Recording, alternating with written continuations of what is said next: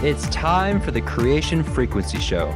Join Mike Murphy to raise your vibration and manifest the life of your dreams. This show is all about you. Mike will share his tools to help you become the best version of yourself. He will help you manifest using the Creation Frequency formula and technology. This show will help you create powerful intentions to be in tune with yourself and the universe. If you are ready to raise your vibration and manifest the life of your dreams, the Creation Frequency Show starts now.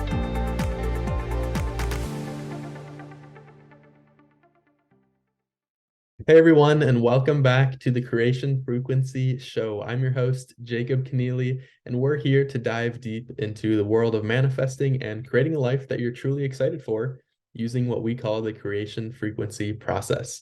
Before we get started, I do want to mention that this show is proudly sponsored by MikeMurphyUnfiltered.com, where you will find all the resources, freebies, courses, trainings, videos, everything that you need to help you attract and create the life that you really want. So go check out MikeMurphyUnfiltered.com and, start getting into those freebies, get into the courses, and start changing your life for the better. Now, without further ado, we're going to get started with today's episode. Mr. Mike Murphy, welcome on. Thank you very much, Jacob, and thank you for being our host today. Hello, everybody. I am Mike Murphy. If you want to learn more about me, you can go to my website, MikeMurphyUnfiltered.com, and figure out what we're about. So this is our third edition of the new Creation Frequency Show, and we also have a Mountains of Hope show. And so basically, I'm an author, and I wrote a book called The Creation Frequency, and it has an online course that goes with it, where we really go deep on the power of using your thoughts and your emotions to manifest the life of your dreams. It's about a 7-hour course. It's super powerful.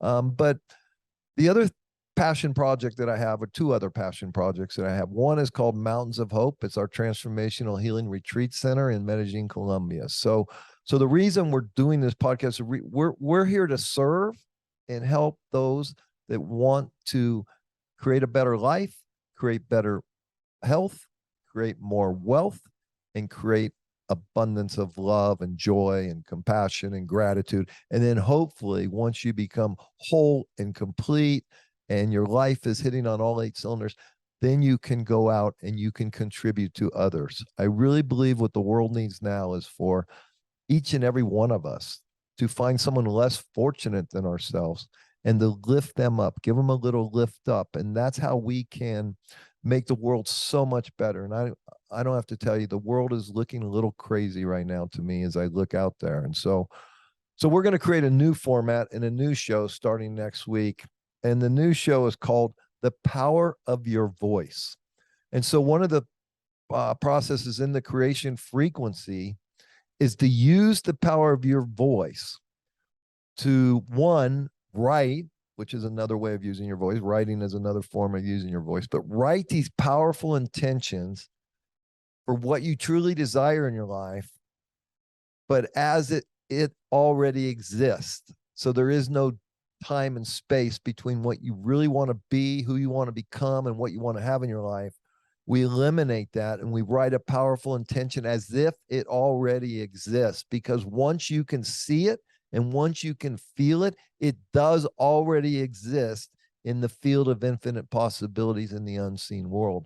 Now, the next trick is to manifest it into our physical reality.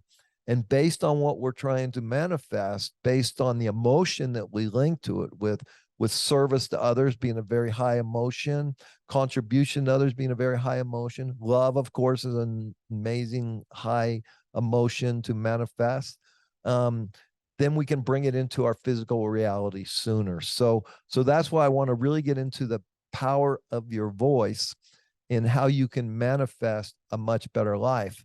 But the other thing is, besides manifestation through the power of intentions, the way I teach it, we actually have you record your intentions in your own voice and listen every morning and every night. There's a lot of things going on in that. I'm not going to take a lot of time to go into it right now. If you want to learn more, you can go to my website, check it out. There's a lot of free stuff there. You can figure it out. But this is how everything, I want you to just think for 5 seconds here of anything in your physical life today that didn't start as a thought. So you're already using this process.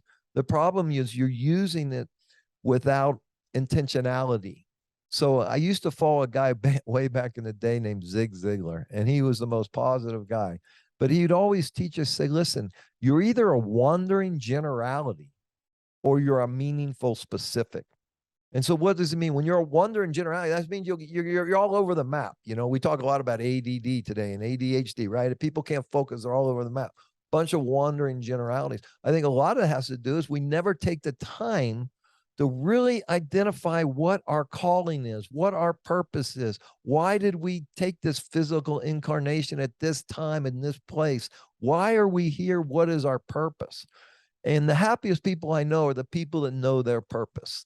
And if take it a step further, the happiest people I know are the ones that have a purpose that is higher than themselves, that is about contributing to others, that their heart is pure and it's open, and they're here to serve and to love one another. So that's what we want to bring to you each week. It'll be an hour-long show. It'll start 5 p.m. Pacific on Thursdays.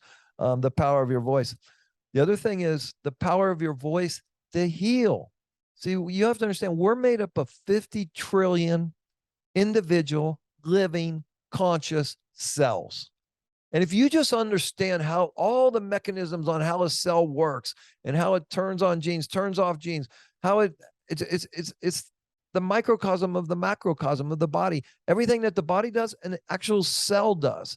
And so I'm made up of 50 trillion cells. And since this show started, probably 10 million have died and 10 million have come into existence, right? So everything is always changing. So I'm not my body. I'm not these cells that house this body. And if you break it down even further, then we get into molecules and chemicals and then atoms, and then it's all energy. So everything is energy. But here's the thing. Those 50 trillion cells are here to create this healthy body so that I can navigate my soul, my essence, who I really am, can navigate this physical existence for whatever reason I chose to come here once I find that purpose.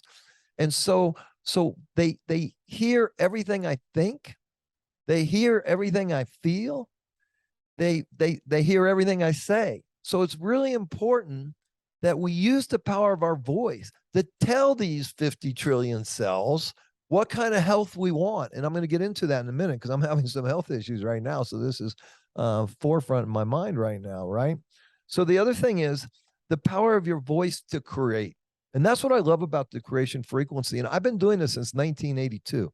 I'm blown away when I look back on my life, how in a terrible condition in my life with no future whatsoever, no hope, I met this man that taught me this technology of how to write these powerful intentions, then how to record them in my own voice, and how to get into a self-hypnotic trance, how to penetrate the conscious mind, get into the subconscious mind where all the power is happening. You know, right now, my subconscious mind, your subconscious mind is taking in over 1 million bits of information per second. 1 million bits of it. The supercomputer called the subconscious mind is taking in 1 million bits of information, and boom, boom, boom.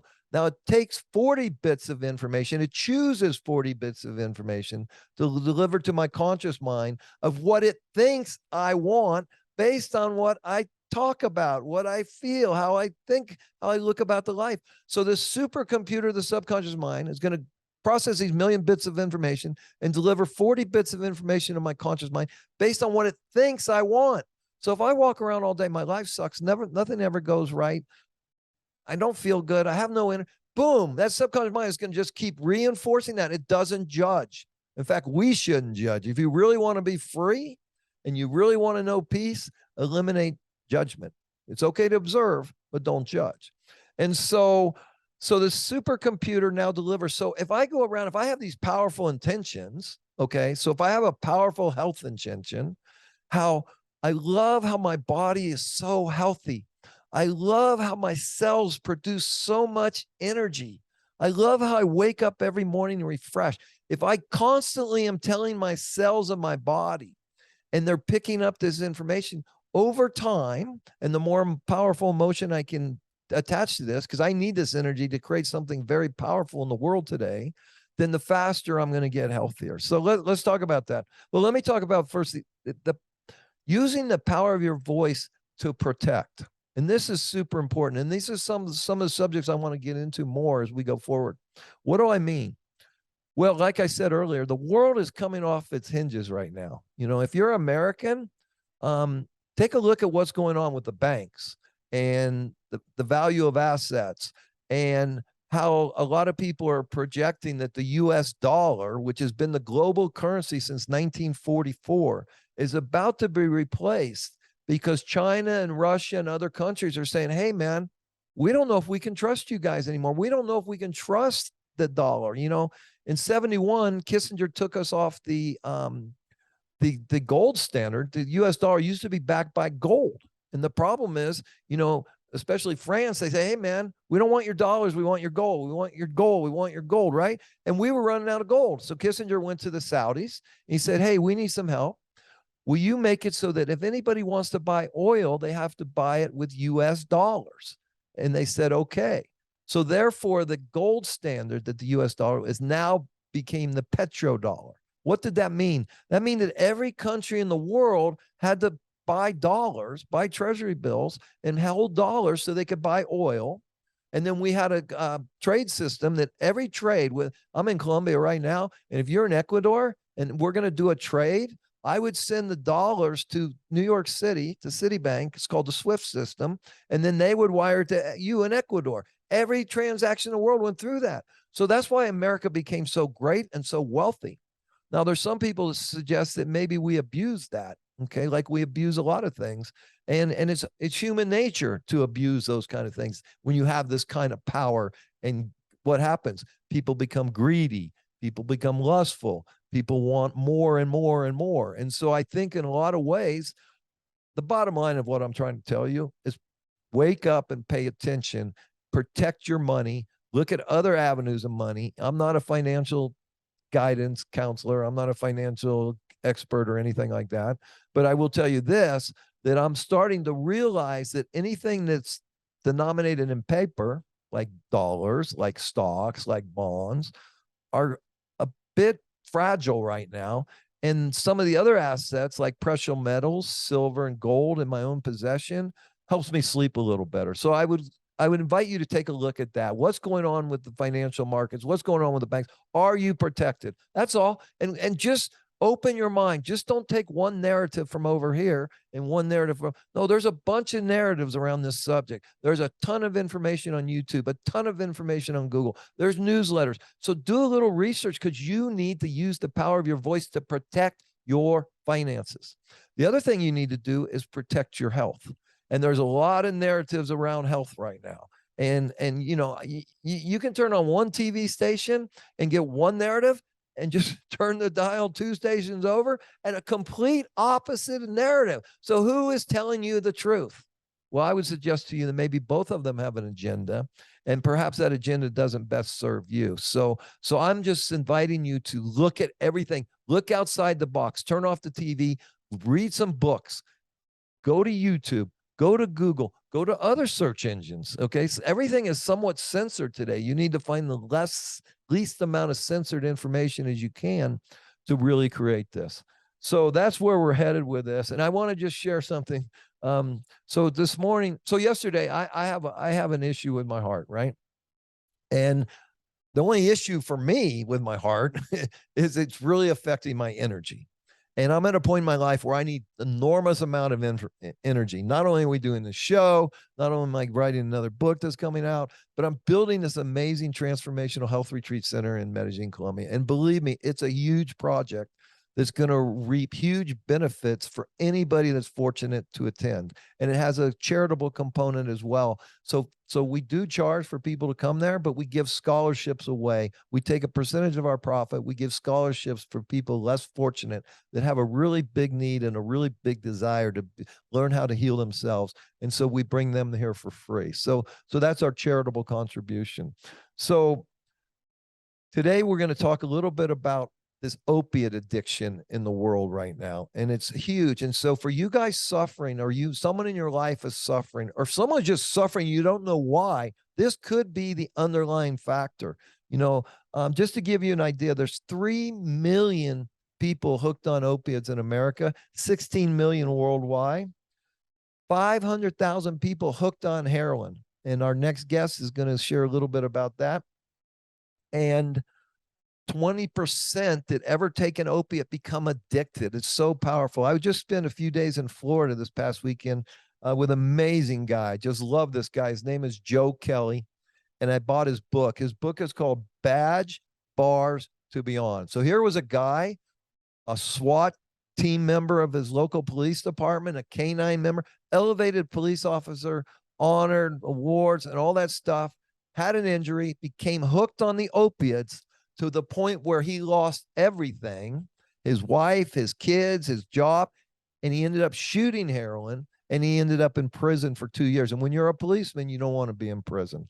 So I'm going to bring on Mei Lia, who Mei Lia was with us last couple of weeks, talking about addiction. She has her own history around opiates, so I want to bring her on. And she also has a sober living home in Northern California. So Mei Lia, if you will join the show now, I'd really appreciate it. Welcome. And Hi, thanks. congratulations. I understand you got engaged to be married. Yes. And you said, In Hawaii last week. It was great. And you said yes. Yes, of course. Emphatically. So congratulations on that. Thank you. So let's talk about it. Let's talk about the insanity of this addiction. And I had a long talk with Joe about it. The funny thing is we take it because we have an injury. And for some of us that have this unique personality, like you and me and Joe, it becomes more, it's not just masking the pain. I think we have emotional pain, we have mental pain. And what I found is that the opiates somehow are able to numb us, but allow us to function in the world initially in a better way. And then they just bite us in the ass at some point. Is that accurate? Yeah, definitely. And mine started with prescription opiates. Okay. I mean, that's how I started was, Vicodin, Percocet, went to Oxycontin. But were you taking them for recreational, or were you taking them for pain? I was taking them recreationally. Yeah. Well, the funny yeah. thing is, I got kidney stones when I was, 35 years old. Didn't know what they were, hurt like hell, rushed to the emergency room. And I had one on each side, one in each kidney, and they didn't pass for 3 weeks. So I literally I didn't drink at the time. So I would take these Percocets and I would drink a near beer, a fake beer, right? And it was the greatest high of all time. And so I think that's how we get sucked in. But at some point, how does the addiction part kick in? Because what I found was I wasn't getting high anymore. It wasn't making me feel any better. It was preventing me from getting sick. And that's a terrible way to live. Did you find it that way? Yeah, I think I became physically dependent on it before I even realized that I was mentally dependent on it. Yeah. I think after about a couple of years of using opiates, I tried to quit at one point, or I went on vacation, and I remember getting so violently ill. And I had no idea that was, they don't tell you, a consequence of you doing this is that, now it's well known, but when they're prescribing you the medication and where you're getting the prescription, they're not saying, hey, you might become dependent, you're probably going to get really sick if you ever try and go off of these. Right. And then your body, your heart, your digestive system, everything becomes dependent, where it doesn't function correctly if you don't have that in your system. Yeah. Let me ask you this, because I'm thinking back of all the things that anything that feels good, I want to keep doing more of it. That's my personality, right? And so for me, I smoked 2 packs of cigarettes from age 14 to 28, and quitting smoking was very, very, very difficult. Okay. I've quit cocaine, I've quit pot, I've quit drinking, I quit all these, but smoking was difficult. But opiates are a whole different animal, in my opinion, because the physical withdrawal and pounding the leg into the bed and not being able to sleep and just wanting to puke. How do you get off of that? How do you solve that problem? Nowadays they have all these other, Suboxone and methadone, but all those things are just as addictive. And what worked for me was just cold turkey, nothing at all. Because what I found was, I was on methadone for 3 years, and that detox was I mean, I didn't sleep for days, and I ended up relapsing back on the opiates to when I was getting off the methadone. The same with Suboxone. You're only supposed to go on it just to taper down, Right. and then you're supposed to go off of that. But now all the pharmacists and the doctors and psychiatrists that prescribe this, they don't tell you that. Because keeping them on it keeps them paid, keeps them, I mean, and that's a whole other subject that I could get into, is the pharmaceutical, all of the profits that they're made behind that. And, now it's fentanyl, which is synthetic, and and that's killing people, and they're mixing it in all the drugs, and that I've seen people detox off of, and it is, worse than anything I ever went through. I'll tell you that. But the reality is that I just had to cold turkey it. And because I'll just, the only other option was to get addicted to something else. And I didn't want to be addicted to it. By that point, I didn't want to be addicted to anything else. And I was just at a bottom where, like, I refused to be the slave to another, pharmaceutical company or synthetic drug or anything at all. I quit smoking, I quit drink everything. I don't take any substances now except for caffeine, but even that's addictive. Our bodies become programmed to depend on these outside substances, which really long-term affect us so negatively. But it's sad because our doctors and our, all the powers that be don't notify us or don't take us off of that or taper us down off of that. So we just become addicted to one thing after another, which costs money, which, and then you have this huge epidemic. I mean, the streets of San Francisco are, I don't even, you can't even walk around out there anymore because it's zombies everywhere. Kensington Avenue out in Philadelphia is, it's horrible. I watch video, it's just, it's the only way to get off of it is just to get off, cold turkey, get off of it. And that's really about what's going on in your mind. Right.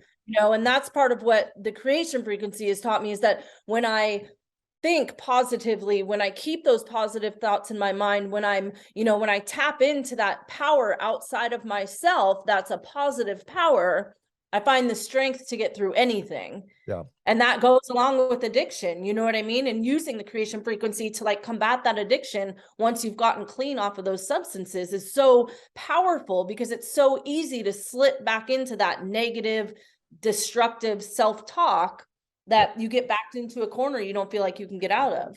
Okay, so let me ask, first of all, let me tell the viewers and listeners here, this is a $22 billion industry. Okay, that never should have existed. Okay, hey, listen, we need pain pills when we go in to have surgery or morphine, but this, I live here in Columbia. You can't get a pain pill here. I mean, it takes an act of God to get a Vicodin or a Percocet here. Okay, so they don't have all these problems that we have in America. And so it's a $22 billion industry. And remember that these big pharma companies, which are getting a lot of press right now with other products that they're selling, question everything that you put into your body. Ask for the research, ask for the trials. Don't just randomly put stuff into your body. I'll never forget, I was 35 years old. I go to the doctor, you go, oh, you got hypertension. Just take these pills for the rest of your life and you'll be fine. What the hell do I know? Okay, you're my doctor. Yes. Well, I couldn't have come up with a worse ingredient. Instead of saying, hey, what's causing this hypertension?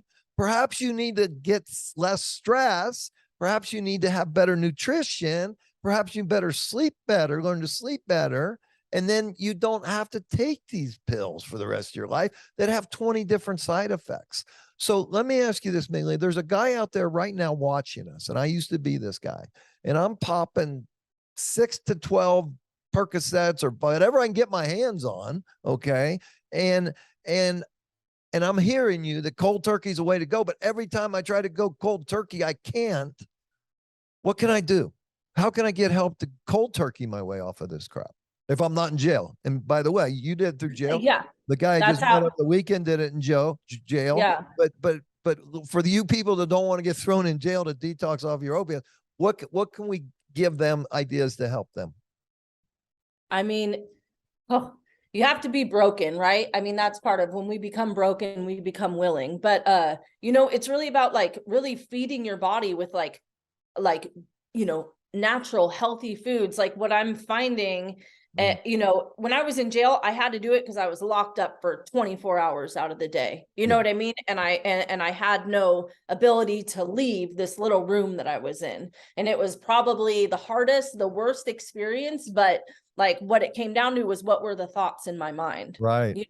And that's when I said, okay, I know how to do yoga. So Yes. I started stretching and walking. Exercise was such a big thing, and I've been to programs before and detoxed in programs, and I would walk or run or sit in a sweat room, a sauna to just get all of that stuff out of my body. The juicing. I have a friend right now, she's got really high blood pressure. Instead of going on the medication, she changed her entire diet. So it's like all of those things, when you start feeding your body those healthy things, the healthy juices, you start sweating out all the toxins, you exercise, you move, you do all these natural things that you become dependent on in a healthy way. Yeah. That's what helped me. I mean, I can tell you, I would wake up every morning, I would do yoga, I would read something positive, whatever I could get my hands on, and I would meditate, and I would talk to myself, positive things to myself. And I'm not saying that will work for everyone, but all of those little things together worked for me at that time, in that moment. Yeah. Like mountains of hope, Yeah. you have this going on. Yeah. That's a great way to be able to go somewhere and detox your system and feed healthy things, and movement is so important because you need to get all that stuff out of you. And those were some of the things that worked for me. Well, we're close to ending the show, but I just want to touch on something, the new show, The Power of Your Voice. We're really going to spend a lot of time on these 3 pillars of health that Mei Lia just mentioned, all 3 of them in that one little paragraph of words she just said. And that is nutrition, okay, is one of the pillars of health. The other one is movement. And those 2 affect the 3rd pillar of health, which is sleep. And so this is what our shows are going to really be about. One, what's going on in the world? What kind of little tips can we give you to help navigate to make the world better for you and your family and your community? And then also, what kind of tips can we give you that we teach in Mountains of Hope, and that what we teach through the creation frequency process that will make your life a little better? So if you find value in this content, share it, like it, hit the thumbs up, all that kind of stuff. We hope to see you next week for our new show, The Power of Your Voice. It's going to get, by having an hour show, and now we have more guests, more interviews, and that kind of stuff. Our whole mission is to bring great content that will bless your life and bless your family and prepare for these tough times that I think are ahead for us, for all of us to get stronger mentally, physically, emotionally, and spiritually. And with that, thank you for tuning in. I'm going to turn it back over to Jacob, and he will say goodbye. Thanks, Mike and Mei Lia. You guys dropped a ton of gold nuggets today, so I hope the listeners really got a lot out of that. And before we go, if you guys enjoyed this episode, please just take a second to leave us a review wherever you're listening, because your feedback truly means the world to us, and we appreciate it more than you know. So with that, that's going to wrap up today's show. Thank you for tuning in, and we'll see you next week with the new format and the new name, The Power of Your Own Voice. Bye, everyone. You've been listening to Mike Murphy on The Creation Frequency. Thanks for tuning in, and don't miss the next show on TransformationTalkRadio.com as Mike Murphy and a cast of powerful guests strip away the veil of limitation using the groundbreaking practices of the Creation Frequency. For more information on Mike and his work, visit MikeMurphyUnfiltered.com.